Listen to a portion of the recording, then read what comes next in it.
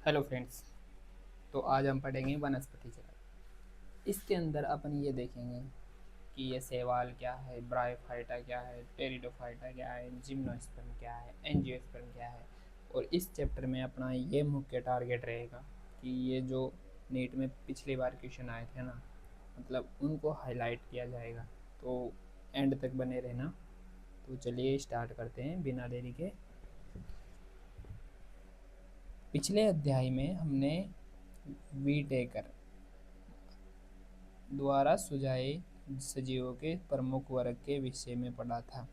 अर्थात अपन ने ये देखा था कि पिछली बार अपन ने वो 5 किंगडम पढ़ा था ना, तो ये इसने दिया था RH वीटेकर ने। तो ये पिछले वाले चैप्टर में भी इम्पोर्टेंट था और इसमें भी इम्पोर्टेंट है।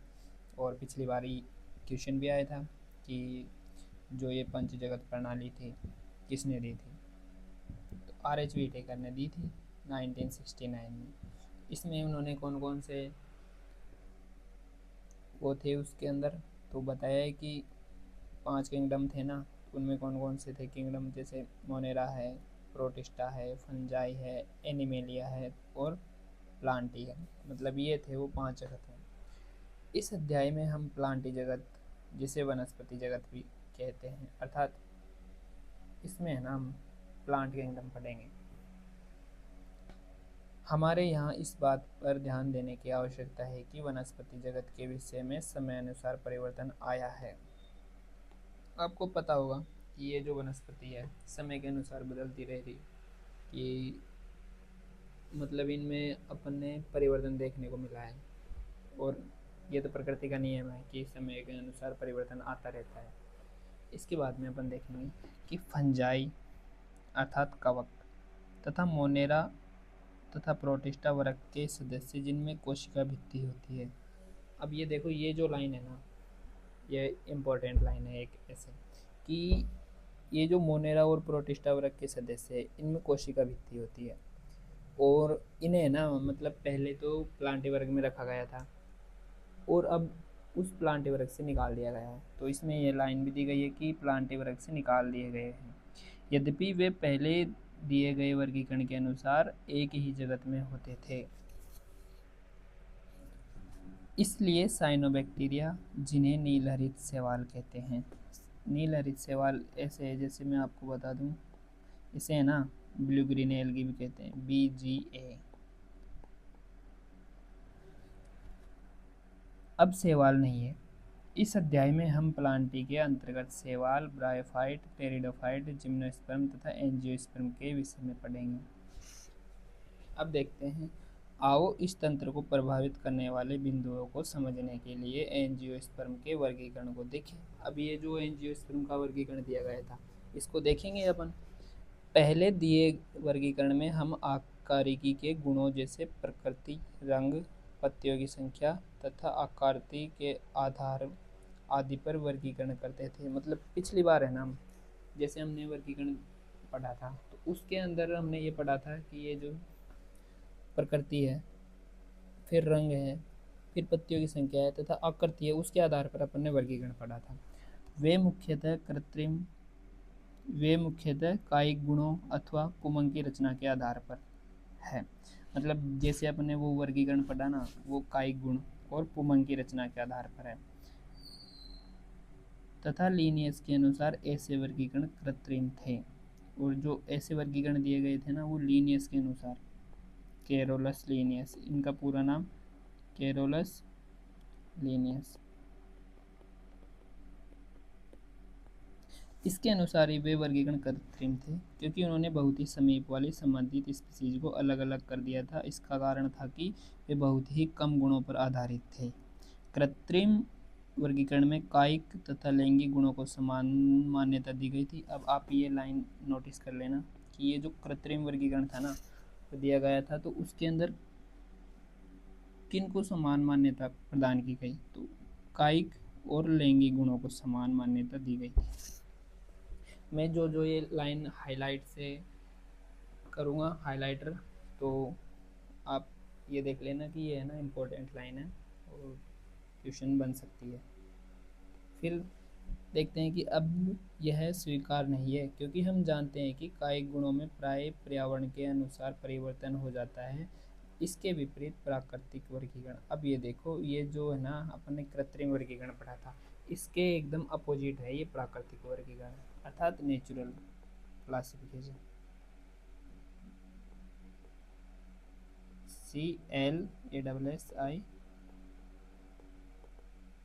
CLASSIFICATION, अगर मीनिंग आपको पता नहीं रही तो मैं आपको ऐसे बोल के बता देता हूँ।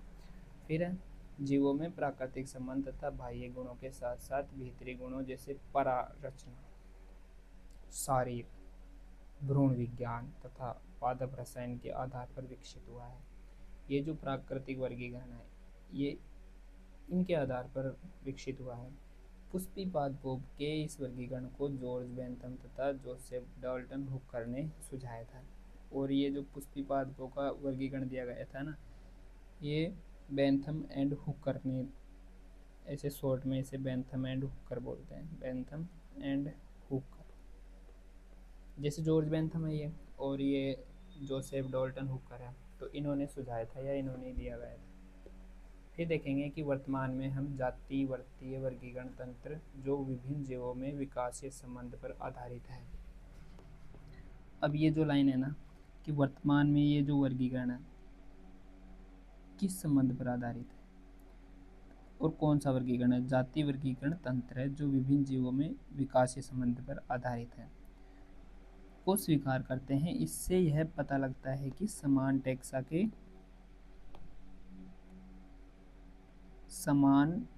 के जीव के पूर्वज एक ही थे। अर्थात ये जो समान टैक्सा है ना, मतलब एक ही जाति थी, एक ही वर्ग के लोग थे, तो मतलब उनके जो पूर्वज है ना एक ही थे। अब हम वर्गीकरण की कठिनाइयों को हल करने के लिए विभिन्न सूचनाओं तथा अन्य स्रोतों का उपयोग करते हैं। यह तब और कठिन हो जाता है उसके पक्ष में कोई भी जीवाश्मी प्रमाण उपलब्ध न हो। और ये है ना, मतलब तब कठिन हो जाता है कि यदि उसका कोई जीवाश्म प्रमाण नहीं मिला हो, तब अपन उसके बारे में कोई ऐसा आइडिया नहीं लगा सकते, उसका वर्गीकरण भी नहीं कर सकते कि ऐसे हो सकता है। और ये जो वर्गीकरण है ना, मतलब उनके जीवाश्मों के आधार पर ही कर सकते हैं। अब देखेंगे अपन कि ये संख्यात्मक वर्गीकरण, ये भी इम्पोर्टेंट है, कर देता हूँ हाईलाइट।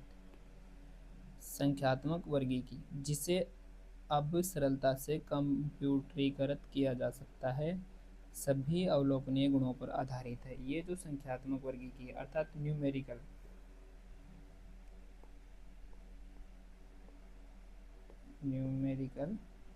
टैक्सोनॉमी,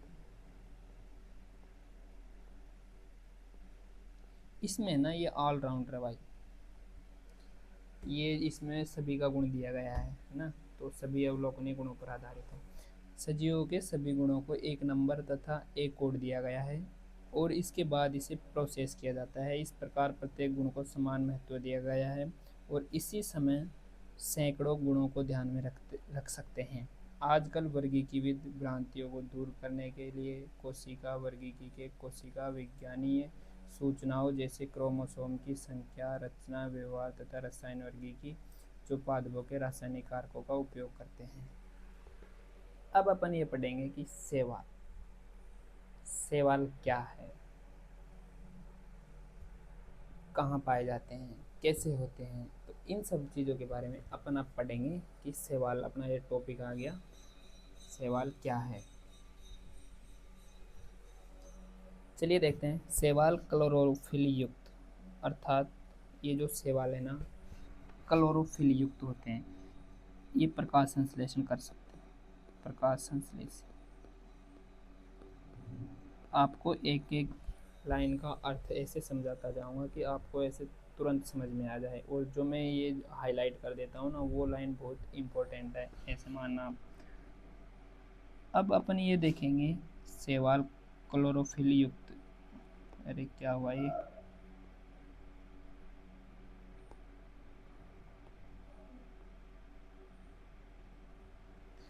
सरल, थैलोइड, स्वपोषी तथा मुख्यतः जलीय। जलीय में ऐसे है कि ये अलवणीय जल और समुद्री दोनों का जीव है। अलवणीय ऐसे है जैसे तालाब हुआ, कोई बावड़ी हुई, कोई झील हुई, है ना, कुछ अलोवनीय झील, जैसे लवणीय झीलें भी होती है बहुत, लवणीय झीलें जैसे खारे पानी की अपने सांभर है जयपुर में, डिडवाना में है, तथा समुद्री दोनों का जीव है। ये जो शैवाल है ना, दोनों में पाए जाते हैं, मेराइन भी है और स्वच्छ जलीय भी है। वे अन्य आवास जैसे नमयुक्त पत्थरों, मिट्टी तथा लकड़ी में भी पाए जाते हैं। उनमें से कुछ कवक लाइकेन, अब जैसे कवक है वो लाइकेन में तथा प्राणियों के संगठन में भी पाए जाते हैं, जैसे स्लॉथ रीछ।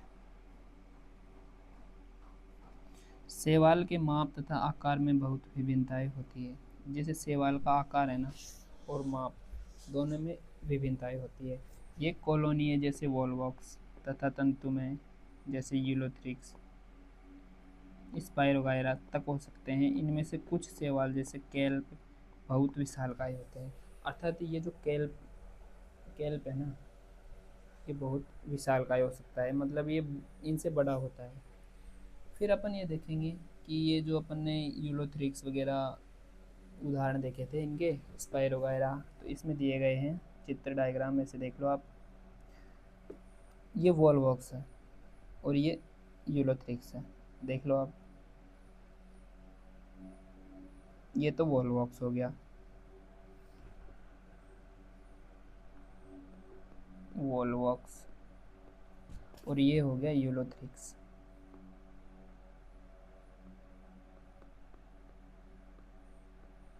आप ये डायग्राम याद कर लेना, इसमें से क्वेश्चन आते हैं कि अभी जैसे वॉलवॉक्स आ गया, वॉलवॉक्स में से अंदर पूछ लेंगे कि जनक कॉलोनी कौन सी है, संतति कॉलोनी कौन सी है। फिर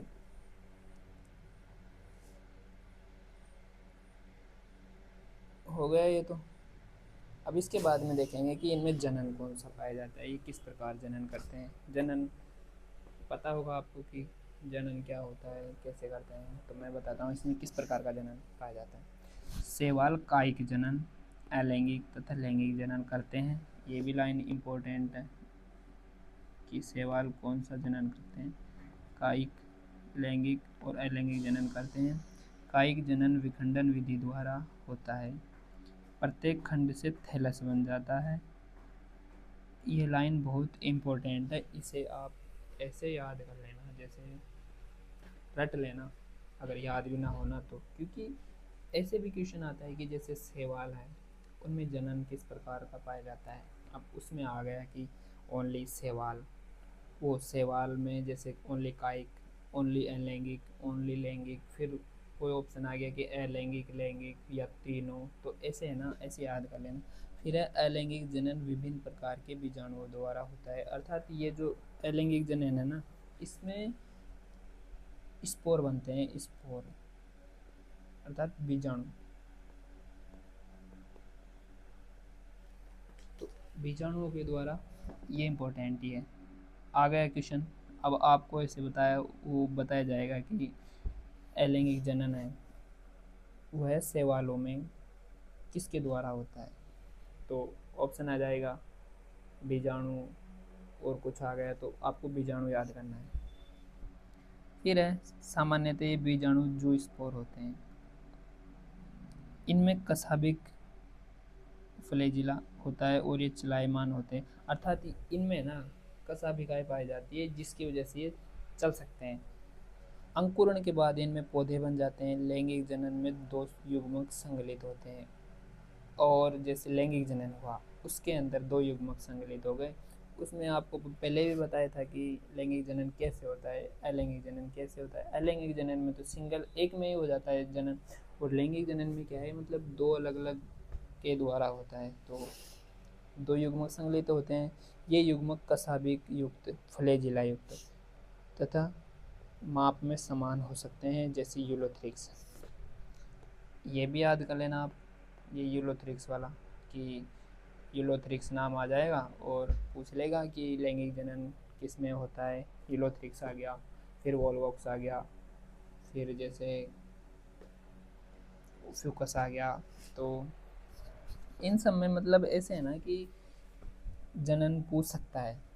अथवा फ्लैजिला विहीन किन समान माप वाले हो सकते हैं, जैसे स्पाइरोवायरा। अब ऐसे है,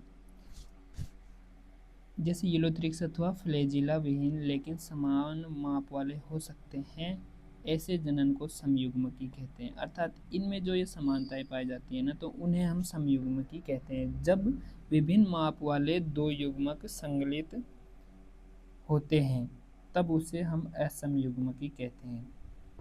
बता दिया कि ये जो दो समानताएं होती है तो समयुग्मकी, और अलग अलग माप वाले हो गए तो असमयुग्मकी, कि जैसे उनका माप अलग है और जैसे दो युग्मक जुड़े, है ना, जैसे इन दोनों का आकार, ये मतलब लैंगिक जनन कर रहे हैं ना, तो इनका आकार माप अलग अलग है दोनों का, तो ये विषम युग्मकी है।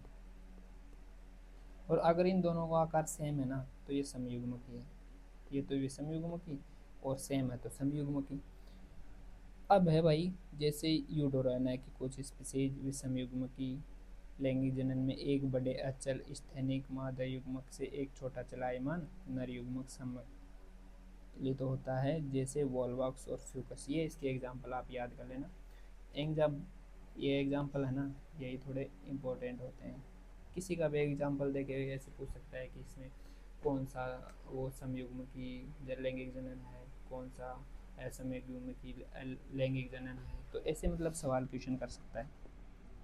फिर आ गया शैवाल वर्ग तथा उनके महत्वपूर्ण गुणों का सारांश तालिका में दिया गया है।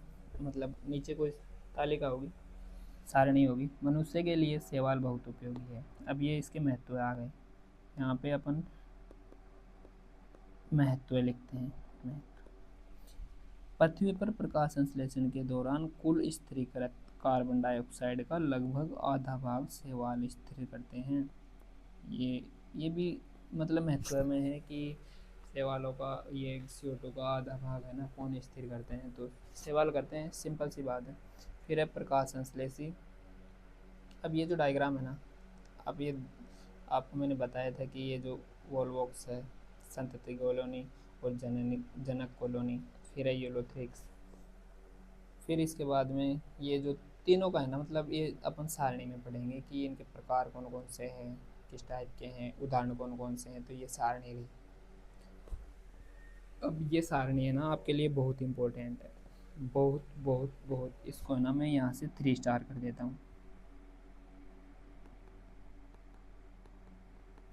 क्योंकि ये सारणी है ना आपको ऐसे याद करवाएगी, इसी से आप है ना मतलब पूरे सवालों का वर्गीकरण ऐसे कर सकते हो इसके माध्यम से ही।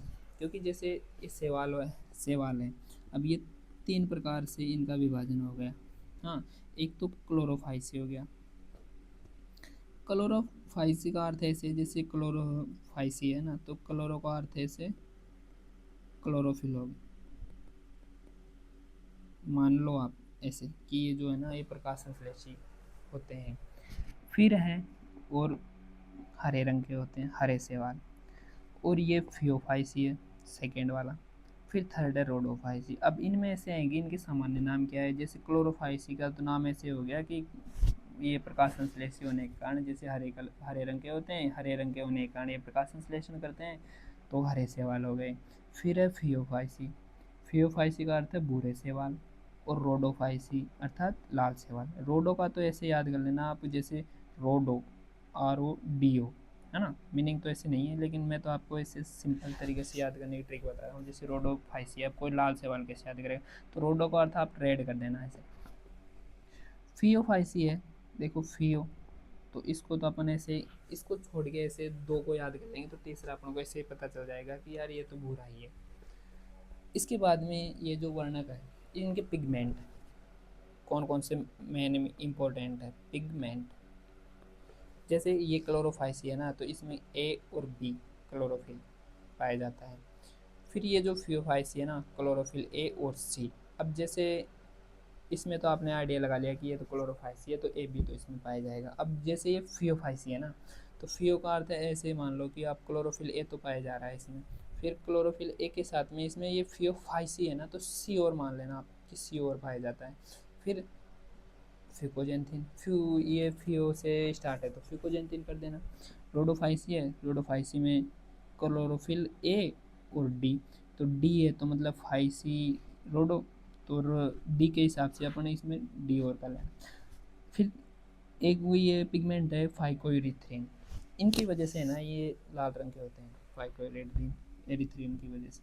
अब इनमें है संचित भोजन। क्लोरोफाइसी तो ऐसे है कि स्टार्च के रूप में भोजन का वो संचित होता है, भोजन संचित होता है। फिर है फियोफाइसी में मैनेटोल लेमिनेरिन। फिर आता है रोडोफाइसी, फ्लोरिडियन और स्टार्च। कोशिका भित्ति देखते हैं, जैसे कोशिका भित्ति कौन से शैवालों में किसकी बनी होती है कि और किसकी नहीं बनी होती। अब जैसे क्लोरोफाइसी है, ये तो अपन पहले मान लो ये प्लांटी में था, प्लांटी वर्ग में था, तो प्लांटों की ये पादपों की है ना तो सेल्यूलोज से निर्मित होती थी जैसे ज़्यादा, तो आप सेल्यूलोज लगा लेना कि ये सेल्यूलोज से बना हुआ है। फिर है फियोफाइसी, तो सेल्यूलोज तथा एल्जिन। फिर ये रोडोफाइसी आ गया, रोडोफाइसी का में सेल्यूलोज। फिर है ये फ्लैजिला की संख्या तथा उनकी निवेशन की स्थिति, 2 से 8 समान और शीर्ष। फिर इसमें फियोफाइसी में 2, फिर असमान, फिर पार्श्व। इसमें तो भाई रोडोफाइसी में तो लाल है ना, तो लाल तो ऐसे डेंजर है, तो वो तो अनुपस्थित है इसमें तो। फिर ये कौन कौन से क्षेत्रों में रह सकते हैं, कौन कौन से जल में रह सकते हैं। क्लोरोफाइसी है ना, तो ये अलवणीय जल अर्थात शुद्ध जल में रहेगा कि नदी, झील, तालाब। फिर है लवणीय जल, तो इसमें भी रहेगा कि समुद्र में, खारी झीलों में, और खारा जल ये आ गया।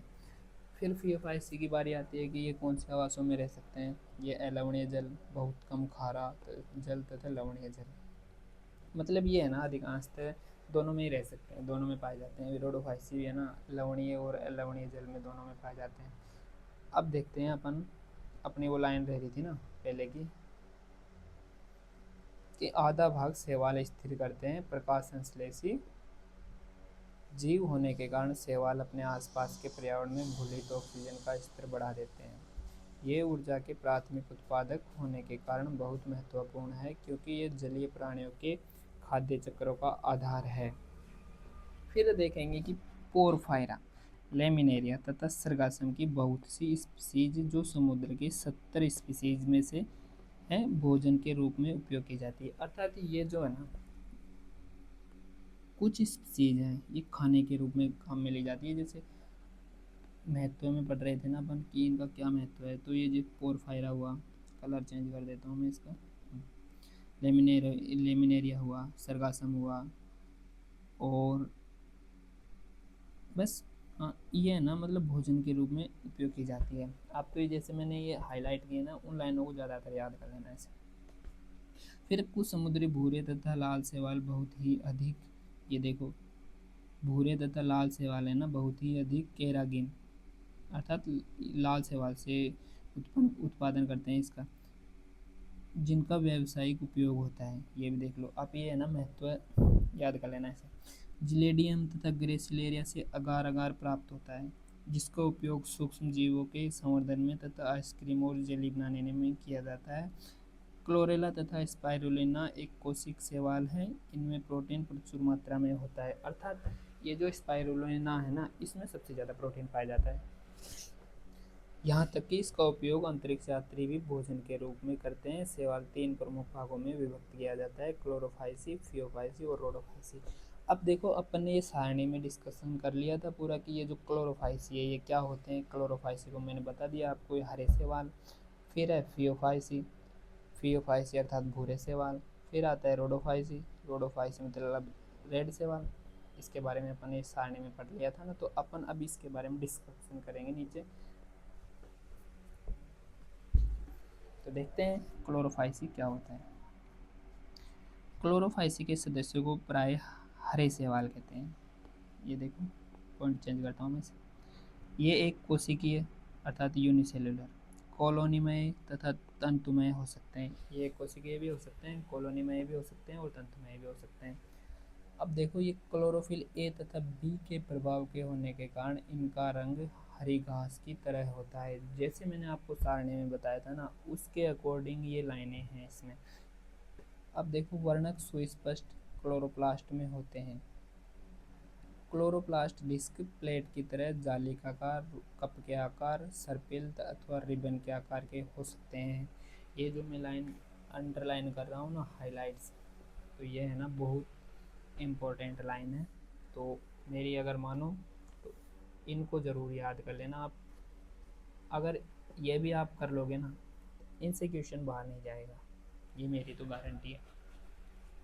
फिर है, इसके अधिकांश सदस्यों के क्लोरोप्लास्ट में एक अथवा एक से अधिक पायरिनोइड होते हैं। पायरिनोइड क्या होते हैं? ये स्टार्च होते हैं। इनमें बताया था कि बहुसंचित भोजन है ना, स्टार्च के रूप में पाया जाता है, स्टार्च के रूप में एकत्रित होता है। स्टार्च क्या हो गया, पेन कैसा हो गया? कुछ शैवाल तेल बूंद के रूप में भोजन संचित करते हैं। हरे शैवाल प्राय एक कठोर कोशिका भित्ति होती है, और इनमें ना जो कोशिका भित्ति होती है ना, वो कठोर होती है, और मैंने बताया था कि सेल्यूलोज की बनी होती है, सेल्यूलोज। हाँ, इसमें भी है, ये देखो, भीतर सतह सेल्यूलोज की तथा बाहरी सतह पेक्टोज की बनी होती है। क्वेश्चन आ सकता है कि ये जो शैवालों की आंतरिक भित्ति है भीतरी तरफ से, तो सेल्यूलोज की, और जो बाह्य भित्ति है वो पेक्टोज की बनी होती है। फिर एक कायिक जनन प्राय तंतु के टूटने से अथवा विभिन्न प्रकार के बीजाणु स्पोर के बनने से होता है। अलैंगिक जनन फ्लैजिला युक्त जो स्पोर से होता है। आ गया कि इस क्लोरोफाइसी में अलैंगिक जनन किससे होता है? तो फ्लैजिला युक्त स्पोर, जो स्पोर से होता है। जो स्पोरेंजिया में बनते हैं, अर्थात ये जो स्पोर है ना, चल विषाणुधानी में बनते हैं। लैंगिक जनन में लैंगिक कोशिकाओं के बनने में बहुत विभिन्नताएं दिखाई पड़ती है। ये समयुग्मकी, असमयुग्मकी तथा विषमयुग्मकी हो सकते हैं। इसके उदाहरण हैं क्लेमाइडोमोनास, वॉलवॉक्स, यूलोथ्रिक्स, स्पाइरोगायरा तथा कारा। ये अपने ऊपर डायग्राम में देख लिए थे। अब इसके बाद में अपन पढ़ेंगे फियोफाइसी। फियोफाइसी का अर्थ अपन ने ऐसे देखा था कि ये भूरे शैवाल होते हैं, और मतलब इनमें क्लोरोफिल ए और सी पाया जाता है, फिर कैरोटीन वर्णक पाया जाता है, और ये भोजन किस रूप में संचित करते हैं? कार्बोहाइड्रेट के रूप में। फिर अब देखो, पढ़ लेते हैं वापस इसमें फियोफाइसी। फियोफाइसी अथवा भूरे शैवाल मुख्यतः समुद्री आवास में पाए जाते हैं। उनके माप तथा आकार में बहुत विभिन्नताएं होती है। ये सरल शाखित तंतुमय अर्थात एक्टोकार्पस से लेकर सघन शाखित जैसे केल्प तक हो सकते हैं। केल्प की ऊंचाई 100 मीटर तक हो सकती है। हाँ, जैसे केल्प है ना, वो मतलब उसकी ऊंचाई 100 मीटर तक हो सकती है। इनमें क्लोरोफिल ए और सी तथा जेंटोफिल होता है। अब आप ए देख लो, मैं करता हूँ अंडरलाइन, इम्पोर्टेंट है ये, तो इस वजह से। इनका हरा रंग जैतूनी हरे से लेकर भूरे के विभिन्न शेड तक हो सकता है।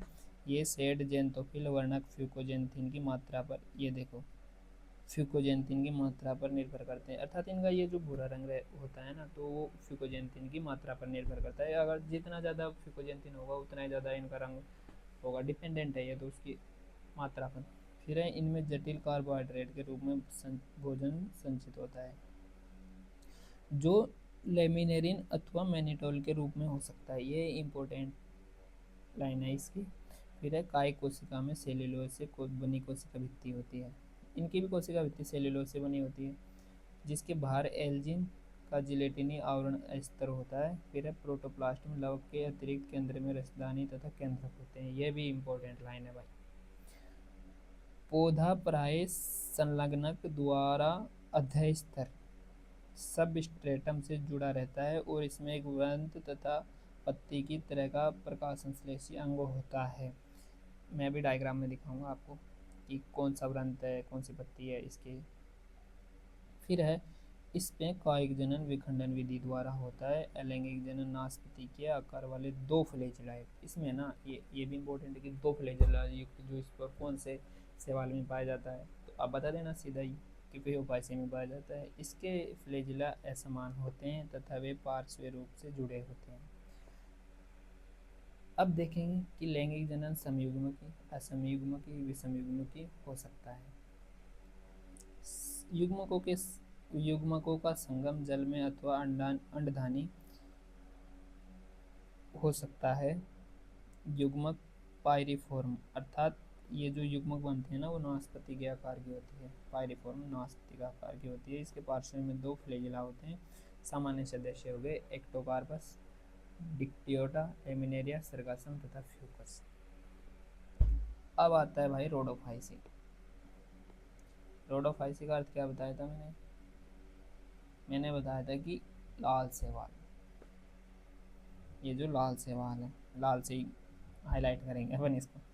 इनका लाल रंग लाल वर्णक आर फाइकोयूरिथ्रिन के कारण होता है। अब आपको यह क्वेश्चन आ सकता है, और एक बार पहले भी आया था, कि जो रोडोफाइसी है ना उनका रंग लाल किस वर्णक के कारण होता है। तो जिसको याद था उसने तो कर दिया कि आर फाइकोयूरिथ्रिन के कारण। फिर अधिकांश लाल शैवाल समुद्र में पाए जाते हैं। इनकी बहुलता समुद्र के गर्म क्षेत्र में अधिक होती है। ये पानी की सतह पर जहाँ अधिक प्रकाश होता है वहाँ भी पाए जाते हैं। अर्थात जहाँ पानी की सतह में जैसे सतह है, गहराई है, अब वहाँ प्रकाश तो कैसे पहुँचेगा, लेकिन थोड़ा बहुत तो ऐसे पानी के आर पार होके थोड़ा तो पहुँचेगा ही, तो वहीं भी मिल सकते हैं ये रोडोफाइसी। फिर है लाल शैवाल का लाल थैलस अधिकांशतः बहुकोशिक होता है। अर्थात ये जो थैलस है ना इनका काई, वो बहुकोशिकी भी हो सकता है, होता है। इनमें से कुछ की संरचना बड़ी जटिल होती है। भोजन फ्लोरिडियन स्टार्च के रूप में संचित होता है। ये आपको मैं दूसरे कलर से अंडरलाइन करता हूँ। भोजन है ना फ्लोरिडियन स्टार्च के रूप में संचित होता है, ये इम्पोर्टेंट लाइन है। फिर है इस स्टार्च की रचना एमाइलो प्रोटीन तथा ग्लाइकोजन की तरह होती है। इसमें कायिक जनन विखंडन, अलैंगिक जनन अचल स्पोर और लैंगिक जनन अचल युग्मकों द्वारा होता है। लैंगिक जनन विषम युग्मकीय होता है और इसके पश्चात निषेचनोत्तर विकास होता है। इसके सामान्य सदस्य है पॉलीसाइफोनिया, उदाहरण है ये देख लो पॉलीसाइफोनिया। फिर है ग्रेसिलेरिया और पोरफायरा तथा जिलेडिया। अब मैंने आपको बताया था कि ये जो डायग्राम है ना वो मैं बताता हूँ इनके उदाहरण कौन कौन से हैं, कौन कौन से क्या है, क्योंकि अपना यही इम्पोर्टेंट है। डायग्राम दिख गया ना तो सवाल ऑटोमेटिक दिख जाते हैं। अब जैसे ये है, ये कौन सा है, ये आप ये बताओ। मैंने आपको बताया था कि ये लेमिनेरिया है, भूरा शैवाल है, ये भूरे शैवाल।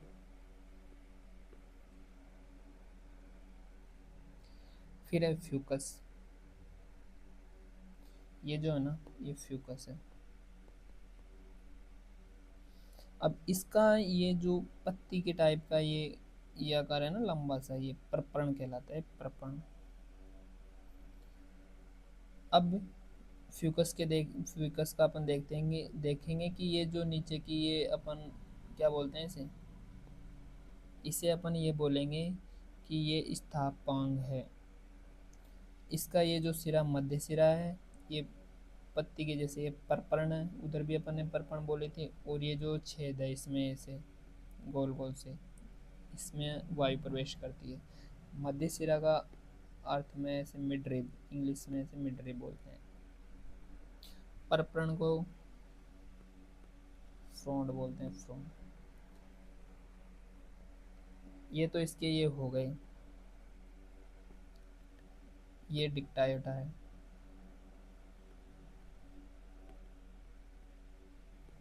ये अपन क्या है ऐसे डायग्राम आ जाएगा, तो डायग्राम में है ना ऐसे आ जाएगा कि इसे क्या बोलते हैं, परपर्ण का कौन सी जगह है, मध्य सिरा कहाँ पे है, वायु ब्लेडर कहाँ है, छत्रिका व्रंत कहाँ है।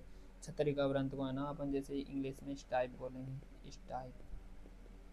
आप तो ऐसे याद कर लेना बस, कोई दिक्कत नहीं है। ज़्यादा ये लाल शैवाल हो गए, रेड, तो ये परपर्ण तो ये दिख ही रहा है कि ये परपर्ण है। फिर ये शाखाएँ है इसकी, ये मुख्य अक्ष है। और ये तो पॉलीसाइफोनिया है, पॉलीसाइफोनिया। ये देखो ना, ये रहा ना पॉलीसाइफोनिया, ये पोरफायरा है। तो चलिए अपन देखते हैं अब अपना कहाँ तक हो गया था। अब पढ़ेंगे अपन ब्राइफाइट, कि ये जो ब्राइफाइट है ना ये क्या होते हैं आप बताओ। ब्राइफाइट मोश है, मोश, ये ब्राइफाइट में आते हैं। देखो इनके ये जो डायग्राम है ना, पहले ये देख लो आप, डायग्राम से बताऊंगा मैं पहले आपको, इससे आपको मतलब पूरा ये ब्राइफाइट समझ में आ जाएगा। जैसे ये अपना लिवरवर्ट है,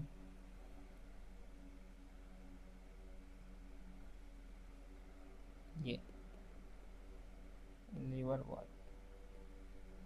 हाँ, इसकी ये जो है ना, इसे हम स्त्रीधानी बोलते हैं। और इसमें है ना जेमा कप पाए जाते हैं। जेमा कप, मूलाभ, है ना, ये ब्राइफाइट की फीचर है, ये लिवर वर्ट और मार्केंसिया। इसमें ये तो स्त्रीधानी हो गई, और ये है ना, ये पूंदानी हो गई। ये तो इसका न, स्त्री का तो स्त्री वाला भाग हो गया, तो इसे हम स्त्री थैलस या मादा थैलस बोलेंगे, स्त्री या मादा थैलस। इसे हम नर थैलस बोलेंगे, नर थैलस। इसमें भी जेमा कप और मुलाब। अब ऐसे देखो, ये रहा ना, नाम भी देखो ना यार, ये रहा नर थैलस, ये मादा थैलस। ये जो है ये फ्यूनेरिया है, फ्यूनेरिया, युग्मकोद्भिद तथा बीजाणुद्भिद। मतलब इसमें है ना, ये नीचे वाला पार्ट तो युग्मकोद्भिद है, और ये बीजाणुद्भिद। ये पत्तियां, गलत नाम है इसमें, तो पत्तियां तो ये है, और ये तो सेटा है, ये सेटा है, सेटा। और ये है ना, ये कैप्सूल है, कैप्सूल है। इसमें ना ये वर्गीकरण गलत दिया गया है, मैं आपको बता देता हूँ ऐसे। इसे हम एक्सिस बोलते हैं, मुख्य अक्ष को। और युग्मकोद्भिद है ना, इसे हम गेमेटोफाइट बोलते हैं, गेमेटोफाइट। बीजाणुद्भिद को हम स्पोरोफाइट बोलेंगे, स्पोरोफाइट। इसके बाद में अपन देखेंगे कि स्फेग्नम, स्फेग्नम की कुछ पत्तियां हैं। ये जो है ना, ये परपर्ण, ये परपर्ण नहीं है यहाँ पे, ये एंथ्रीडियल ब्रांच है, अर्थात एंट्रीडियल शाखा। और ये जो है ना स्त्रीधानी, आर्किगोनियल शाखा है, आर्किगोनियल ब्रांच। क्योंकि ये तो स्त्रीधानी हो गई और ये पुंदानी हो गई, पुंदानी शाखा, अर्पण नहीं है ये, और ये ब्रांच हो गई इसकी। तो चलिए देखते हैं, पढ़ते हैं अपन क्या है ब्रोफाइट। ये ब्राइफाइट, ब्राइफाइट में मांस तथा लिवर वर्ट आते हैं। अभी देख ही लिया अपन ने, जो प्राय पहाड़ियों में नम तथा छायादार क्षेत्रों में पाए जाते हैं। ब्राइफाइट को पादप जगत के जल स्थलचर भी कहते हैं। ये भी इम्पोर्टेंट है, जो मैंने डायग्राम में ऐसे बताया था ना, तो उसे आप टिक कर लेना कि कौन सी जगह कहाँ गलती है, मैंने सही करवा दिया। ब्राइफाइट को पादप जगत के जल स्थलचर भी कहते हैं, और इसमें ना मोस तथा लिवर वर्ट आते हैं। अपन अब ये देखते हैं, क्योंकि ये भूमि पर जीवित भी रह वो भूमि पर भी जीवित रह सकते हैं, किंतु लैंगिक जनन के लिए जल पर निर्भर करते हैं। इनके लिए तो भाई साहब लैंगिक जनन होगा ना, तो ये जल पे ही डिपेंड होगा। ये प्राय नम, सीलन तथा छायादार स्थानों पर पाए जाते हैं। ये अनुक्रमण में महत्वपूर्ण भूमिका निभाते हैं। फिर है अपना ये, इनकी पादपकाय शैवाल की अपेक्षा अधिक विभेदित होती है। यह थैलस की तरह होता है और शयान अथवा सीधा होता है, और एक कोशिक तथा बहुकोशिक मूलाभ द्वारा इस सबस्ट्रेटम से जुड़ा रहता है। ये देखो, ये भी इम्पोर्टेंट लाइन है कि इनका ये जो बहुकोशिक मूलाभ द्वारा है ना, ये पादपकाई है, जो किससे जुड़ा होता है, सबस्ट्रेटम से जुड़ा रहता है। फिर इनमें वास्तविक मूल तथा तना अथवा पत्तियां नहीं होती। इसमें कोई तो तना नहीं होता, कोई मूल नहीं होती, और कोई पत्तियां नहीं होती, वास्तविक रियली वाले। इनमें मूल सम, पत्ती सम अथवा तना सम संरचना होती है। ब्राइफाइट की मुख्य इकाई एगुणित होती है। ये तो भाई साहब इम्पोर्टेंट लगा दो आप, तो इसे मोस्ट इम्पोर्टेंट क्वेश्चन आ जाएगा कि ब्राइफाइटा का जो ये मुख्य इकाई होती है वो कौन सी, कैसी होती है, तो अगुणित होती है। ये युग्मक उत्पन्न करते हैं, इसलिए इन्हें युग्मकोद्भिद कहते हैं। अपने डायग्राम में भी देखा था कि इस युग्मकोद्भिद और बीजाणुद्भिद। ब्राइफाइट में लैंगिक अंग बहुकोशिक होते हैं। नर लैंगिक अंग को पुंधानी, ये जो नरलैंगिक अंग है ना, उसे हम पूंधानी बोलते हैं। ये द्विकशाभिक पुमंग उत्पन्न करते हैं। मादा जनन अंग को स्त्रीधानी, और जो मादा वाला पार्ट है उसे हम स्त्रीधानी कहेंगे। यह फ्लास्क के आकार का होता है, जिसमें एक अंड होता है। पुमंग को पानी में छोड़ दिया जाता है, और पुमंग है ना, उसे पानी में छोड़ दिया जाता है तो स्त्रीधानी के संपर्क में आ जाता है। अर्थात ये जब लैंगिक जनन करेंगे ना तो जल के द्वारा होगा, तो जल में जैसे पुमंग को छोड़ दिया तो स्त्रीधानी के संपर्क में आए तो अंडे संगलित हो गए। ये देखो, जिसके कारण युग्मनज बनता है, जिसके कारण है ना युग्मनज बन जाता है, जायगोट। फिर है युग्मनज में तुरंत न्यूनीकरण विभाजन नहीं होता, और इससे एक बहुकोशिक बीजाणुद्भिद बन जाता है, स्पोरोफाइट बन जाता है। स्पोरोफाइट मुक्तजीवी नहीं है, बल्कि यह प्रकाश संश्लेषी युग्मकोद्भिद से जुड़ा रहता है और इससे अपना पोषण प्राप्त करता रहता है। स्पोरोफाइट की कुछ कोशिकाओं में न्यूनीकरण विभाजन होता है, जिसे अगुणित बीजाणु अंकुरित होकर युग्मकोद्भिद में विकसित हो जाते हैं। अब आता है भाई साहब, ब्रायोफाइटा का बहुत कम आर्थिक महत्व है। अब इसके आर्थिक महत्व है, देखो कम ही है, लेकिन कुछ मांस शाकाहारी स्तनधारी पक्षी तथा अन्य प्राणियों को भोजन प्रदान करते हैं। स्फेग्नम कुछ स्पीसीज पीट प्रदान करती है, जिसका उपयोग ईंधन के रूप में करते हैं। इसका उपयोग पैकिंग में, सजीव पदार्थों का स्थानांतरित करने में भी। इसका कारण यह है कि इनमें पानी को रोकने की क्षमता बहुत अधिक होती है। लाइकेन समेत मांस सर्वप्रथम ऐसे सजीव है जो चट्टानों पर उगते हैं। इनका पारिस्थितिक दृष्टि से बहुत महत्व है।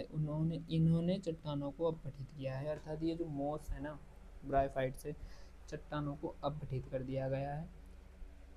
अन्य उच्च कोटि के पौधों को उगने के अनुरूप बनाया है, क्योंकि मॉस मिट्टी पर एक सघन परत बना देते हैं, इसलिए वर्षा की बौछारें मृदा को अधिक हानि नहीं पहुंचा पाती, और इस प्रकार ये मृदा अपक्षरण को रोकते हैं। अब है ब्रायोफाइटा को लिवरवर्ट और मॉस में विभक्त कर सकते हैं। ये तो अपन ने पहले ही पढ़ लिया था। ये जो लिवरवर्ट है, मॉस है, क्या है, इसी का पार्ट है ये। ब्रायोफाइटा के को बांट दिया गया है इसमें। अब देखेंगे लिवरवर्ट क्या है। देखो, इसमें अपन ने पढ़ा था लिवरवर्ट में ये जेमा कप संरचना, हाँ, थैलस पृष्ठाधार होते हैं। फिर पादप का थैलासाब होती है। तो बस आप तो इतना याद कर लेना, इसमें और ज़्यादा और मत करना। लिवरवर्ट में अलैंगिक जनन थैलस के विखंडन अथवा विशेष संरचना द्वारा, जेमा कप द्वारा होता है। जेमा हरी बहुकोशिक अलैंगिक कलियां हैं। इतना याद कर लेना और ज़्यादा मत पढ़ना। फिर है स्पोरोफाइट में एक पाद सीटा कैप्सूल मार्केंसिया। जैसे मैंने आपको बताया था कि ये जो सीटा है वो गलत लिख दिया गया उस चित्र में, तो उसमें ना वो सीटा की जगह कैप्सूल था, ये कैप्सूल रहा।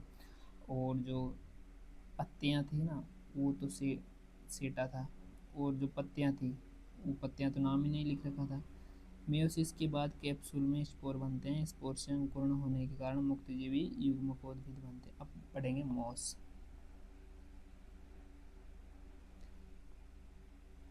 जीवन चक्र की प्रभावी अवस्था युग्मकोद्भिद होती है। दो अवस्थाएं होती है।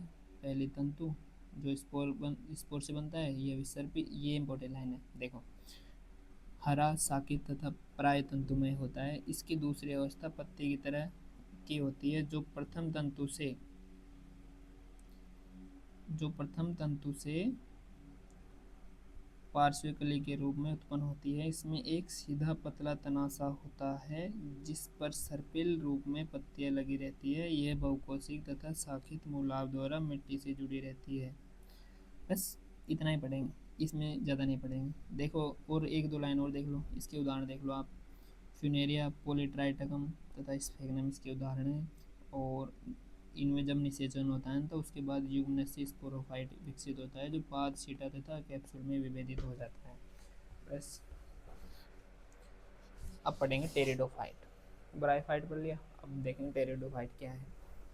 टेरिडोफाइट के बाद में जिम्नोस्पर्म और एंजियोस्पर्म, फिर अपना चैप्टर ख़त्म हो जाएगा, जल्दी ही ख़त्म हो जाएगा। कितना है, हाँ, चलिए देखते हैं, जल्दी कर देते हैं। अब टेरिडोफाइट क्या है। टेरिडोफाइट को अपन शॉर्ट में पढ़ेंगे, कितना क्या है कितना क्या नहीं है। टेरिडोफाइट का अर्थ ऐसे लगा लो कि आप ये तो एक सजावट के रूप में काम आता है, सजावट में बहुत अधिक आर्थिक महत्व है। फूल वाले अधिकांश फर्न का उपयोग सजाने में करते हैं और सजावटी पौधों के रूप में उगाते हैं। फिर है स्थल पर उगने वाले सर्वोपरि, ये है ना, विकास की दृष्टि से स्थल पर उगने वाले सर्वप्रथम पौधे हैं जिन्हें सवन, उतक, जाइलम तथा फ्लोएम होते हैं। इनमें ना ये वेस्कुलर टिश्यू, जाइलम और फ्लोएम पाए जाते हैं। आप इन उत्तकों के विषय में विस्तार से अध्ययन 6 में पढ़ेंगे। अब मतलब अपन है ना नेक्स्ट चैप्टर में पढ़ेंगे, ये जो 6 चैप्टर आएगा ना उसमें पढ़ेंगे। जीवाश्मी रिकॉर्ड के अनुसार टेरिडोफाइट 350 या 350 मिलियन वर्ष पूर्व प्रभावी वनस्पति थे और तने रूपी थे। इसके अंतर्गत हॉर्सटेल तथा फर्न आते हैं। ये इंपॉर्टेंट है कि टेरिडोफाइटा के अंतर्गत कौन से आते हैं, आपको याद आएगा कि ये हॉर्सटेल है तथा फर्न है। ये ब्रायोफाइट है या टेरिडोफाइट है, तो टेरिडोफाइट करते हैं। टेरिडोफाइट ठंडे गीले छायादार स्थानों पर पाए जाते हैं, कुछ रेतीली मिट्टी में भी अच्छी तरह उग जाते हैं। फिर देखो इनके जीवन में युग्मकोद्भिद प्रभावी व्यवस्था होती है। अब एक लाइन ये इंपॉर्टेंट है, टेरिडोफाइट में मुख्य पादप का स्पोरोफाइट होता है। इसे आप इंपॉर्टेंट लाइन कर लो, फिर भूल जाओगे। इंपॉर्टेंट,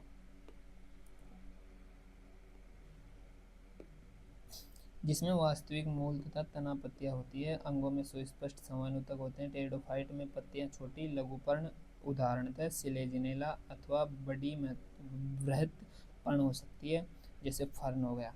फर्न है ना, टेरिडोफाइट आ गई है। स्पोरोफाइट में बीजाणुधानी होती है। इनका ये जो स्पोरोफाइट बनता है ना, इसमें बीजाणुधानी होती है जो पत्ती की तरह के बीजाणुपर्ण पर लगी रहती है।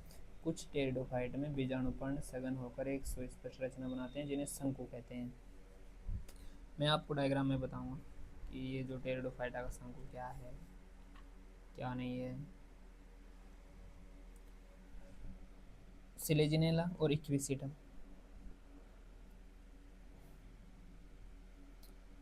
फिर बीजाणुधानी के स्थित बीजाणु मातृ कोशिका में मेयोसिस के कारण बीजाणु बनते हैं। बीजाणु अंकुरित होने पर एक स्पष्ट छोटा बहुकोशिक मुक्तजीवी अधिकांश प्रकाश संश्लेषित थैलाब युग्मकोद्भिद बनाते हैं जिसे प्रोथेलस कहते हैं। ये देखो जो ये थैलाब युग्मकोद्भिद बनेगा ना गेमेटोफाइट, उसे क्या कहेंगे, ये जिसे हम प्रोथेलस कहेंगे।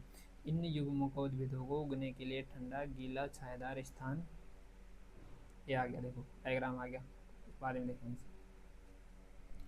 चाहिए जिसे इसकी विशिष्ट सीमित आवश्यकताएं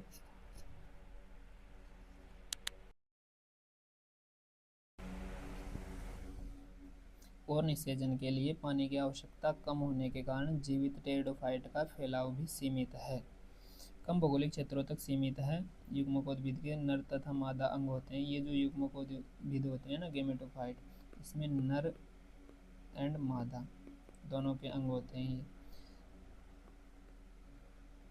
नर का तो पूर्णधानी हो गई और मादा का स्त्रीधानी हो गई। पूधानी से पूमणु निकलने के बाद उसे स्त्रीधानु के मुंह तक पहुंचाने के लिए पानी की आवश्यकता होती है। ये देखो भाई साहब, इसमें भी एक पानी की आवश्यकता हो गई। स्त्रीधानी में स्थित अंडे से नर युग्मक संलग्न हो जाता है और युग्मनज बन जाता है। उसके बाद युग्मनज से बहुकोशिक, सुस्पष्ट और स्पोरोफाइट बन जाता है। जो टेरिडोफाइट की प्रभावी अवस्था है, आपसे पूछ लेंगे कि टेरिडोफाइट की प्रभावी अवस्था क्या है। ये जो युग्मक बनता है ना वो स्पोरोफाइट होता है, वही टेरिडोफाइट की प्रभावी अवस्था होती है। इसे आप इम्पोर्टेंट कर दें। अधिकांश टेरिडोफाइट में जहाँ स्पोर एक ही प्रकार के होते हैं उन पौधों को संबीजाणु कहते हैं। ये देख लो कि संबीजाणु आ जाएंगे कि संबीजाणु कौन से टेरिडोफाइट होते हैं। स्पोर एक ही प्रकार के होते हैं जो संबीजाणु कहलाते हैं। फिर इसके उदाहरण है सिलेजिनेला। फिर साल्विनिया में 2 प्रकार के वृहद बड़े तथा लघु छोटे स्पोर बनते हैं जिन्हें विषम बीजाणु कहते हैं। इसमें साल्विनिया, ये जो साल्विनिया है इसमें 2 प्रकार के बनेंगे, एक तो बड़े और छोटे, क्योंकि अलग अलग है तो विषम बीजाणु हो गए। तो बड़े वृहद बीजाणु मादा तथा छोटे। अब देखो भाई जो बड़ा है वो तो भाई मादा ही है, इसके आगे किसी की नहीं चलती। फिर छोटा है, नर को ही रहना पड़ता है भाई। ऐसे पौधों में मादा युग्मकोद्भिद अपनी आवश्यकताओं की पूर्ति के लिए पैतृक स्पोरोफाइट से जुड़ा रहता है। मादा युग्मकोद्भिद में युग्मनज का विकास होता है जिससे एक नया शैशव भ्रूण बनता है। यह घटना बहुत महत्वपूर्ण समझी जाती है जो बीजी प्रकृति की होती है और ले जाती है। टेरिडोफाइटा के 4 वर्ग है, एक तो साइलोप्सिडा, साइलोटम, लाइकोप्सिडा, इसके अंदर है सिलेजिनेला तथा लाइकोपोडियम, फिर है स्फिनोप्सिडा, इक्विसिटम और टेरोप्सिडा, ड्राइप्टेरिस, टेरिस एंड एडियंटम। ये ना इम्पोर्टेंट है, ऐसे कर दो कि टेरिडोफाइटा के 4 वर्ग कौन कौन से हैं। साइलोप्सिडा हो गया, लाइकोप्सिडा हो गया और स्फिनोप्सिडा हो गया। तो ये है ना, मतलब फिर इसके उदाहरण दिए गए हैं, तो आपसे कभी भी एक क्वेश्चन पूछ सकता है। मैं इसको अंडरलाइन करके डिब्बे में पैक कर देता हूँ। अब पढ़ेंगे अपन जिम्नोस्पर्म, क्या है जिम्नोस्पर्म, फिर इसके बाद में एंजियोस्पर्म, दोनों का अंतर पढ़ेंगे कि जिसमें अनावृत होता है वो जिम्नोस्पर्म। आप तो ऐसे याद कर लेना, अगर ऐसे हिंदी में याद नहीं रहे ना तो मैं आपको एक ट्रिक बताता हूँ। जैसे ये जिम्नोस्पर्म, जिम्नो, हाँ, एक है एनजीओ, एनजीओ। अब ये अपोजिट है, जैसे एनजीओ अपन ऐसे याद करेंगे कि अनावृत बीजी है, तो ये अनावृत बीजी नहीं है, एन अर्थात अनावृत। तो अनावृत को अपन है ना जिम्नो में ऐड करेंगे कि इधर का ये ना क्रॉस मल्टीप्लाई हो रहा है। ऐसे याद करने की अपन को एक ट्रिक है जिससे कंफ्यूज नहीं होगा। एनजीओ का जैसे अनावृत है, ये अनावृत, तो ये अनावृत नहीं है, अपन इसको ना ऐसे क्रॉस मल्टीप्लाई करेंगे। जिम्नो का तो अनावृत हो गया और ये एनजीओ का आवृत हो गया, ये हो गया दोनों का। अब पढ़ते हैं, देखो जिम्नोस्पर्म, जिम्नोस अर्थात अनावृत, ये देखो मैंने यहीं से बता दिया, जिम्नोस्पर्म अर्थात अनावृत। मतलब अपना ये कन्फ्यूजन है ना ऐसे दूर हो जाएगा, और दूर होना भी चाहिए, क्योंकि कन्फ्यूजन रहेगा तो क्वेश्चन गलत हो जाएंगे। तो इससे अच्छा है ना कैसे भी याद कर लो अपने तरीके से। ऐसे पौधे हैं जिनमें बीजांड अंडा से भित्ति से ढके हुए नहीं होते, अर्थात इनका जो ये बीजांड है ना, ये अंडा से भित्ति से ढका हुआ नहीं रहता है, इसे खुला ही रहता है। ये निषेचन से पूर्व तथा बाद में भी अनावृत ही रहते हैं। जिम्नोस्पर्म में मध्यम अथवा लंबे वृक्ष तथा झाड़ियाँ होती है। जिम्नोस्पर्म में ना ये मीडियम टाइप के पौधे, लंबे पौधे, लंबे वृक्ष तथा झाड़ियाँ होती है। जिम्नोस्पर्म का सिकुआ वृक्ष सबसे लंबा है। ये देखो भाई साहब, एक बार क्वेश्चन आया था कि ये जो सबसे लंबा पादप है ना उसका क्या नाम है जिम्नोस्पर्म का, तो कह रहे यार, ये जो सिकुआ वृक्ष है ना सबसे लंबा है। इसकी मूल प्राय मूसला मूल होती है। इसके कुछ जीन्स की मूल कवक से संयोग कर लेती है, जिसे कवक मूल कहते हैं। अर्थात ये जो है ना, मतलब मूल होती है उनकी, ये कवकों से है ना ऐसे संबंध बना लेती है, तो कवक मूल कहते हैं इसे। उदाहरण है इसका पाइनस। जबकि कुछ अन्यों की छोटी विशिष्ट मूल नाइट्रोजन स्थिर करने वाले साइनोबैक्टीरिया के साथ सहयोग कर लेती है, जिसे प्रवाल मूल कहते हैं। ये इंपॉर्टेंट लाइन है और याद कर लेना। उदाहरण है इसका साइकस। ये साइकस पाइनस में कन्फ्यूजन हो सकता है, जो कवक मूल होगा वो पाइनस की होगी और जो प्रवाल मूल होगी वो साइकस की होगी। अब इसमें भी ऐसे तिरछा गुणा करना है, क्योंकि प्रवाल मूल पाइनस, तो पाइनस तो करना मत, साइकस हो जाएगा, और कवक मूल का साइकस कर देना। इसके तने शाखीय साइकस अथवा शाखित पाइनस सिट्रस होते हैं। इनकी पत्तियां सरल तथा संयुक्त होती है। साइकस में पिच्छाकार पत्तियां कुछ वर्षों तक रहती है। जिम्नोस्पर्म में पत्तियां अधिक ताप, नमी तथा वायु को सहन कर सकती है। शंकुआकार पौधों में पत्तियां सुई की तरह होती है। अर्थात ये जो शंकुआकार पौधे होते हैं ना, तो उनमें पत्तियां ना सुई की तरह होती है। इन पत्तियों का सतही क्षेत्रफल कम, मोटी क्यूटिकल तथा ग्रंथिक रंध्र होते हैं। इन गुणों के कारण पानी की हानि कम होती है। भाई साहब ये तो थोड़ा बढ़ाइए, देखते हैं चलो। जिम्नोस्पर्म विषम बीजाणु होते हैं। वे अगुणित लघु बीजाणु वृद्ध बीजाणु बनाते हैं। बीजाणु धानी में 2 प्रकार के बीजाणु उत्पन्न होते हैं। ये इंपॉर्टेंट लाइन है, याद कर लेना ऐसे, जैसे मैं लाइन कर रहा हूँ ना, हाईलाइट कर रहा हूँ। बीजाणु धानी बीजाणुपर्ण पर होते हैं। बीजाणुपर्ण सर्पिल की तरह तने पर बने रहते हैं। सलथ अथवा सघन शंकु बनाते हैं। शंकु जिन पर लघु बीजाणुपर्ण तथा लघु बीजाणुधानी होती है उन्हें लघु बीजाणुधानिक अथवा नर शंकु कहते हैं। जैसे लघु बीजाणु है ना, वो लघु बीजाणुपर्ण, ये जो शंकु है ना ये लघु बीजाणु पर बने होते हैं, तो इसे नर शंकु कहते हैं। फिर प्रत्येक भी लघु बीजाणु से नर युग्मकोद्भिद संतति उत्पन्न होती है, जो बहुत ही निकृत होती है और कुछ ही कोशिकाओं में सीमित रहती है। इसे न्यूनीकृत नर युग्मकोद्भिद को प्रागण कहते हैं। प्राकणों का देखो अब ये है ना, ये दूसरी इंपॉर्टेंट लाइन आ गई। प्राकणों का विकास लघु बीजाणु में लघु बीजाणु धानी में होता है, जिस पर शंकु पर गुरु बीजाणुपर्ण, गुरु बीजाणु धानी, उन्हें गुरु बीजाणु धानी अथवा मादा शंकु कहते हैं। ये मतलब इसका अपोजिट हो गया दोनों का, ये एक तो नर शंकु और एक मादा शंकु। दो प्रकार के नर अथवा मादा शंकु एक ही वृक्ष अथवा विभिन्न वृक्षों पर साइकस पर स्थित हो सकते हैं। ये उदाहरण भी आ गया, ये पाइनस है ना, इनमें एक ही वृक्षों में पाए जाते हैं ये नर मादा वाला शंकु। गुरु बीजाणु मात्र कोशिका बीजांडकाई की एक कोशिका से विभेदित हो जाता है, फिर बीजांडकाई एक अस्तर द्वारा सुरक्षित रहता है और इस सघन रचना को बीजांड कहते हैं। बीजांड गुरु बीजाणुपर्ण पर होते हैं जो एक गुच्छा बनाकर मादा शंकु बनाते हैं। गुरु बीजाणु मात्र कोशिका में मियोसिस द्वारा 4 गुरु बीजाणु बन जाते हैं। अर्थात जब ये मियोसिस होता है ना, तो स्पोर मदर सेल SMC, इसे हम SMC बोलेंगे शॉर्ट में, स्पोर मदर सेल गुरु बीजाणु मात्र कोशिका में ये मियोसिस होता है ना, तो इसके द्वारा 4 गुरु बीजाणु बन जाते हैं। फिर है गुरु बीजाणु मादा युग्मकोद्भिद में विकसित होता है। ये जो अकेला गुरु बीजाणु है ना, मादा युग्मकोद्भिद में विकसित हो जाता है। इसमें 2 अथवा 2 से अधिक स्त्रीधानी अथवा मादा जनन अंग होते हैं। बहुकोशिक मादा युग्मकोद्भिद भी गुरु बीजाणु धानी में ही रह जाता है। अब अपन ये देखेंगे कि ये जो जिम्नोस्पर्म है ना, दोनों मतलब इन दोनों में नर व मादा थी ना, युग्मकोद्भिद ब्रायोफाइटा की तरह टेरिडोफाइटा की तरह स्वतंत्र नहीं होते। वे स्पोरोफाइट पर बीजाणुधानी में ही रहते हैं। बीजाणुधानी से परागकण बाहर निकलते हैं। ये गुरु बीजाणुपर्ण पर स्थित बीजांड के छिद्र तक हवा द्वारा ले जाए जाते हैं।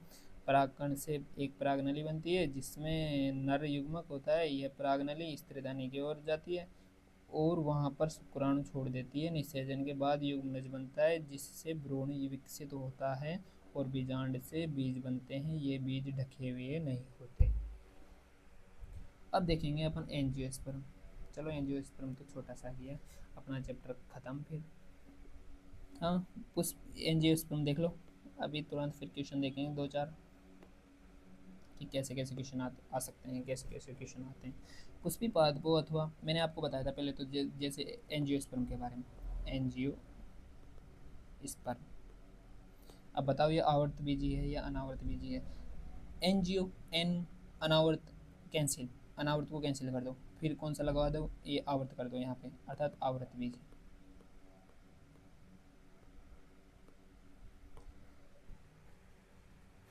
पुष्पी पादपों अथवा एंजियोस्पर्म में परागकण तथा बीजांड विशिष्ट रचना के रूप में विकसित होते हैं जिसे पुष्प कहते हैं। और इसमें भाई पुष्प होता है, जबकि जिम्नोस्पर्म में बीजांड अनावृत होते हैं। ये देखो बीजांड है ना, ये अनावरण होता है, मतलब ये उस पर कोई आवरण नहीं होता। एंजियोस्पर्म में पुष्पी पादप है जिसमें बीज फूलों के भीतर होते हैं। ये पादपों में सबसे बड़ा वर्ग है। ये जो एंजियोस्पर्म है ना भाई, पादपों का सबसे बड़ा वर्ग है। उनके वासस्थान भी बहुत व्यापक है। इनका माप सूक्ष्मदर्शी जीवो वुल्फिया से लेकर, ये देखो वुल्फिया से लेकर सबसे लंबा ऊंचा वृक्ष है यूकेलिप्टस। ये क्वेश्चन बनता है, सबसे लंबा वृक्ष एंजियोस्पर्म का कौन सा है, यूकेलिप्टस। 100 मीटर से अधिक ऊंचाई है भाई। इसमें भोजन, हरा चारा, ईंधन, औषधि तथा अन्य दूसरे आर्थिक महत्व के उत्पाद प्राप्त होते हैं। ये दो वर्गों द्विबीजपत्री तथा एक बीजपत्री में विभक्त होते हैं। सारांश में देख लो आप, पढ़ ही लेते हैं, 2 मिनट का है। पादप जगत में शैवाल, ब्रायोफाइटा, टेरिडोफाइटा, जिम्नोस्पर्म तथा एंजियोस्पर्म आते हैं। शैवालों में क्लोरोफिल होता है। वे सरल थैलासा स्वपोषी तथा मुख्यतः जलीय जीव हैं। वर्ण के प्रकार तथा भोजन संग्रह के प्रकार के आधार पर शैवालों को 3 वर्गों में बांटा गया था। क्लोरोफाइसी हो गया, फियोफाइसी हो गया, एक रोडोफाइसी हो गया। इनमें विखंडन द्वारा कायिक प्रवर्धन करते हैं। अलैंगिक जनन में विभिन्न प्रकार के बीजाणु द्वारा, लैंगिक जनन में लैंगिक कोशिका द्वारा, और लैंगिक कोशिका समयुग्मकी हो सकती है। ये इसका सारांश में है ना, इम्पोर्टेंट ही लाइन आती है जिसे अपन ने वहाँ पे ज़्यादातर हाईलाइट किए ना, वो यहीं पे कि ये मेन याद करने की चीज़ें हैं। ब्रायोफाइट आ गया कि ऐसे पौधे होते हैं जो मिट्टी में उगते हैं लेकिन उनका लैंगिक जनन पानी पर निर्भर करता है। शैवाल की अपेक्षा उनकी पादपकाय अधिक विभेदित होती है। यह थैलेस की तरह होता है और शयान अथवा सीधा हो सकता है। मूलाभ द्वारा सब स्ट्रेटम से जुड़े रहते हैं। इनमें मूल की तरह, तने की तरह तथा पत्तियों की तरह रचनाएं होती है। ब्रायोफाइट लिवरवर्ट तथा मॉस में विभक्त होते हैं। ये देखो,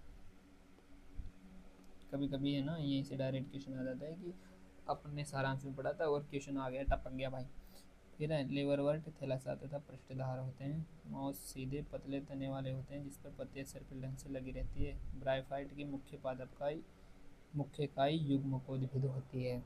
और जैसे अपन ने उसका भी पढ़ा था कि ये जो टेरिडोफाइट है, ब्रायोफाइट के, तो ये युग्मकोद्भिद हो गई, और ये टेरिडोफाइट है ना, उसकी क्या हो गई बताओ, स्पोरोफाइट हो गई। जो युग्मकों को उत्पन्न करते हैं इसमें नर लैंगिक अंग होते हैं जिसे पुधानी कहते हैं। जैसे नर का लैंगिक अंग वो पुधानी और स्त्री का है तो वो स्त्रीधानी हो गई। फिर टेरिडोफाइटा मुख्य पौधा बीजाणु युक्त उद्भिद होता है।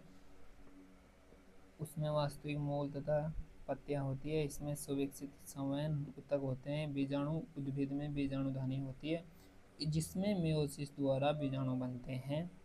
बीजाणु अंकुरित होकर युग्मकोद्भिद बनाते हैं। इन्हें वृद्धि के लिए ठंडे नम स्थानों की आवश्यकता होती है। अब देखो, जैसे अपन ने उसमें पढ़ा था वैसे इसमें पढ़ेंगे कि नर व मादांग होते हैं। नर अंग को पुंधानी और मादांग को स्त्रीधानी। नर युग्मक के मादा युग्मक तक जाने के लिए पानी की आवश्यकता होती है। टेरिडोफाइटा में जल की आवश्यकता होती है। निषेचन के बाद युग्मनज बनता है। युग्मनज से बीजाणु उद्भिद बनता है। फिर है जिम्नोस्पर्म, वे पौधे होते हैं जिनमें बीजाणु किसी अंडाशय व्यक्ति से ढका नहीं होता, अर्थात ये अनावृत बीजी होते हैं जिम्नोस्पर्म। निषेचन के बाद बीज अनावृत रहते हैं इसलिए इन्हें अनावृत बीजी पौधे कहते हैं। जिम्नोस्पर्म लघु बीजाणु तथा गुरु बीजाणु उत्पन्न करते हैं। फिर है जो लघु बीजाणुधानी तथा गुरु बीजाणुधानी में बनते हैं। ये धानियां बीजाणु पर्ण में होती है। बीजाणु पर्ण, लघु बीजाणु पर्ण तथा गुरु बीजाणु पर्ण अक्ष पर सर्पिल रूप में लगी रहती है जिनसे क्रमशः नरशंकु तथा मादा शंकु बनते हैं। परागकण अंकुरित होते हैं और परागनली बनती है जिससे नर युग्मक अंडाशय में निकल जाता है। यहाँ पर स्त्रीधानी में स्थित अंडकोशिका से संगलन हो जाता है। निषेचन के बाद युग्मनज भ्रूण में तथा बीजांड बीज में विकसित हो जाता है। ये अपना चैप्टर कंप्लीट हो गया। और अब इसके क्वेश्चन देख लो आप। शैवाल के वर्गीकरण का आधार क्या आधार है। फिर लिवरवर्ट, मॉस, ये फर्न, जिम्नोस्पर्म, एंजियोस्पर्म का जीवन चक्र। फिर पौधों के 3 वर्गों के नाम। स्त्रीधानी होती है जिसमें, फिर है जीवन चक्र का संक्षिप्त वर्णन करो। ऐसे है ना इतने सारे क्वेश्चन है, ये आप कर लेना। अपना चैप्टर कंप्लीट हो गया। तो चलिए, धन्यवाद, थैंक यू फॉर वाचिंग, बने रहने के लिए। और अब अपना अलग नया चैप्टर स्टार्ट करेंगे। नेक्स्ट वीडियो में मिलते हैं, तब तक के लिए जय हिंद, जय भारत। वीडियो को लाइक करो, सब्सक्राइब करो चैनल को और आगे शेयर करो, और कमेंट में बताना कि कैसा लगा वीडियो।